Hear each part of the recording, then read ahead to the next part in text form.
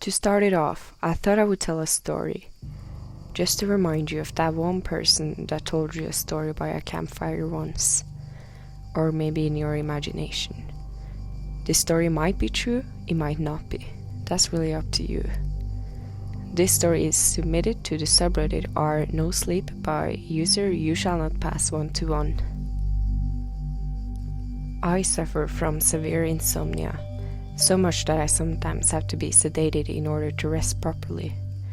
They say that you can survive 11 days of no sleep consecutively, and the longest I've ever gone is 9 days.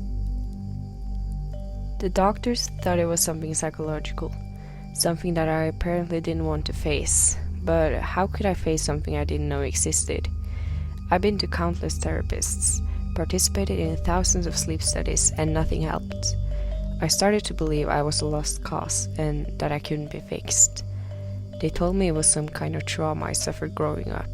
That was the only possible explanation, and I blocked it out to save myself from a nervous breakdown. Recently, a lot of my memories have been coming back to me though. My brain was like a lost and found. I didn't know what belonged to me, but I rummaged through nonetheless, having to discover a little bit more about myself, rediscover who I was before the insomnia, get back some of the identity I was clearly missing. A little piece of myself I lost. I was like a puzzle with missing pieces, and I was desperate to find them so that I could put myself together, be a whole person instead of just a half. It started with these little fragmented flashes of memory. They would invade my head, crash into my thoughts like unrelenting waves of a stormy ocean. It was small things I remember to begin with, like what I got for Christmas when I was 11 years old, which was a Monopoly board game, by the way. Then other more significant memories would flood in. I started to remember my old childhood home, the one I used to live in with my grandparents. I knew that I didn't always live in London. I knew I was from somewhere else. My parents made sure to remind me of things like that, things they knew I didn't remember, like I was originally born and bred in Lithuania, a little small town called Vilnius, and that I lived there up until I was 16. It wasn't long after that I started to have trouble sleeping and began losing my memories. It was the way my parents talked about our life back then. Their eyes would glimmer like stars on a warm summer night, as if whatever went on there was a secret, something they themselves wished to forget. I never probed, never asked. Perhaps it was that part of me that knew those memories were the reasons behind my ailments as an adult. But pretty soon, I had no choice but to remember. We lived in a more rural part of Vilnius, filled with picturesque forests. I remember now how it felt living there. It was like living in a postcard. It was that beautiful. My grandmother was one of the traditional Eastern European women, a true babushka. The cider used to warm my insides like half milk. Growing up, my grandparents used to live in this huge apartment block. It would traverse the clouds almost. We lived on floor 11. I guess now that I was much older, it didn't seem as high, but as a kid, it seemed humongous, frighteningly so. I remember I used to love exploring all the floors, take the lift up and down. It was a silly little game. I played as a lonely little girl with no one to call my friend. I'd start on the first floor and work my way all the way up to the top. The building was made up of 15 floors. It used to take me a while exploring each one. The lift used to take forever, but eventually I'd get to the 15th floor and feel like I just got to the summit of Mount Everest. I was so proud of myself every time. My grandma used to call me her little explorer. It stopped being a game as I grew older though. Instead it became almost ritualistic, something I did on a daily basis. Old habits die hard, I guess. I think the traumatic event happened when I was 14 years old. I don't remember the day, but I remember that it was noon. I was about to play my silly little game when I noticed something different when I stepped into the lift. There was something about floor 15, a new button. It looked old and worn, like it had been pressed too many times. Above it in faded letters read number 16. I frowned. There was no 16th floor, I knew that. I'd been up and down in this lift and traversed this building countless times over the years. There had never been a button for floor 16. This building only had 15 floors, I knew that. So what in the world was this? I was curious though, so I pressed it. Wouldn't you? I guess kids are just inquisitive that way, seeking out things they shouldn't, and I should definitely never have sought out floor 16, considering what it did to me. As soon as I pressed it, I felt the lift roar with life. It ground and rumbled quietly, like distant thunder, and then it slowly began to move. The journey up felt much longer than it usually did. I found that my nerves were quite rough. I was anxious, and I didn't know why. I watched each button light up as the lift made its way up. When it finally got to floor 15, the lift trudged along ever so slowly. Eventually, it stopped. The doors opened, and the first thing I saw was nothing. The corridor was shrouded in a complete and utter darkness. An eerie silence entered and felt like it lasted forever. I wasn't scared at this point, not yet. I wasn't afraid of the dark.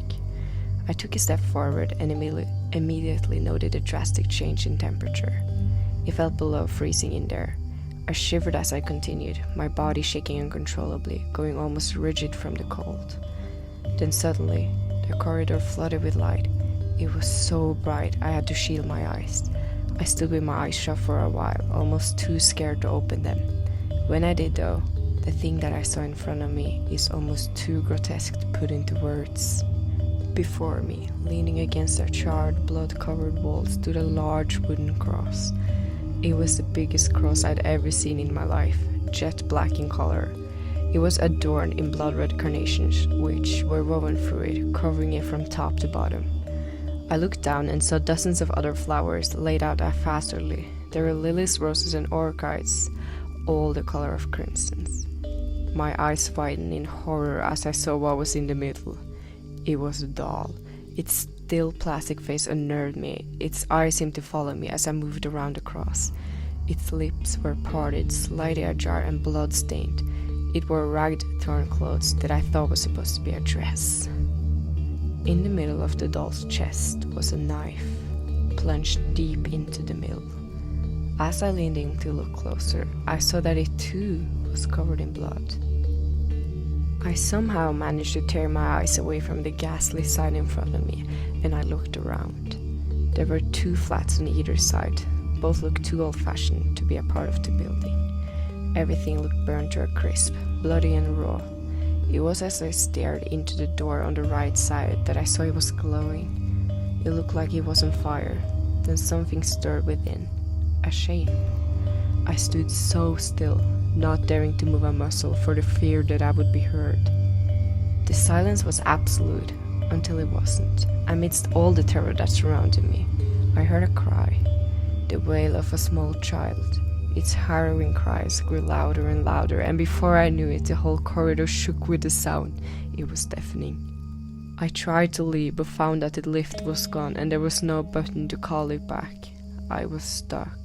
Tears rolled down my face as I frantically tried to find a way out. Then out of the corner of my eye, I saw the glowing door open. From within came a roaring fire. It licked the edges of the door. The smoke swirled and rippled. Out of the mouth of the fire came a man. When he stepped into the view, I recoiled at the sight of him. His skin was scorched to the bone, completely blackened by fire. His clothes were melted into his flesh, now a part of him. I saw exposed muscle and bone, all charred. It was still sizzling. The smell was unimaginable. I know most people say that burning flesh smells like bacon. Well, it doesn't. The smell is more akin to beef that's been left burning in a pan. It's the fat that smells like bacon. Mixed in was the horrifically sharp smell of sulfur. I remember vomiting. I was so dizzy. Despite my bleary vision, I saw something in the burned man's left hand. He was dragging something. A body. Its small frame was awash with flame, but I could see it stirring, trying to wiggle out of the burned man's grasp. It was a child. a little girl to be precise. She looked just like the doll that was embedded in the cross, to the detail, even to the bloodied mouth. She was crying, screaming, but the bird man paid her no mind. Then I heard her say something that chilled me to the bone. "Please, Daddy, stop." He stopped and looked down on her meek frame. "I told you what would happen if you did that again. Now you'll have to answer to God." "I didn't do anything. Daddy, please, you're hurting me." He dragged her to the cross, which was now bare. The carnations, the flowers, and the doll were all gone. "I will drive this evil from you," he hissed. Smoke escaped through his teeth as he spoke. He suspended her in the middle of the cross, held her by the throat. I saw his eyes and they glowed, so bright, but there was no kindness there, no love. He hated this girl and he yearned to harm her. I could feel it. In his other hand he held a knife. It was sacrificial, one of those with strange symbols etched into the blade. I don't know what came over me, but I couldn't let this happen. As unexplainable as it all was, I couldn't let him kill her. I ran over and screamed. I shouted at him. He stopped, slowly lowered the knife and turned his gaze toward me. His face changed. It warped. His charred features rippled right in front of my eyes. Then he spoke to me. "I curse you," he said. "May you never again rest, and may flame, death, and misery forever haunt you until you die." Then, without hesitation, he whipped around and stabbed the girl in the chest, plunged the knife so deep into her heart. "Daddy?" she whimpered, blood flowing out of her mouth. He walked back toward the flame-covered door, walked inside and shut it behind him. I ran over to the girl, but she was nothing but a plastic doll again. The lift had reappeared again, and I ran as fast as I could to it. I was hysterical, beside myself. When I got back, my grandparents were frantic. Apparently I'd been gone for 5 hours. Was that possible? Could it have been? I didn't know what was real anymore. My grandparents thought someone attacked me at first, even after I tried to tell them what I had seen, what I'd experienced on the 16th floor. They told me that the 16th floor burned down. It hadn't existed for a long time. Apparently it burned down 30 years ago, burned down by a man that had lost his mind. This man had murdered his wife and his daughter and then set fire to their bodies, himself included. No one knew why. It was a tragedy. It was not long after that I started having trouble sleeping and losing my memory. It was his curse. I still can't sleep, but now I know why, and it hasn't cured me. It hasn't given me back that part of myself that I so desperately needed. If anything, I suffer more now. When I do rest, my dreams are plagued by those horrific memories of that man's burned face and the anguished cries of that girl. Confronting those memories hasn't helped me heal. I realize now that perhaps some memories should stay forgotten. They should stay buried, locked away, and never be allowed to resurface again. I used to yearn for sleep, and now all I want to do is stay awake, because every time I close my eyes, all I see is fire.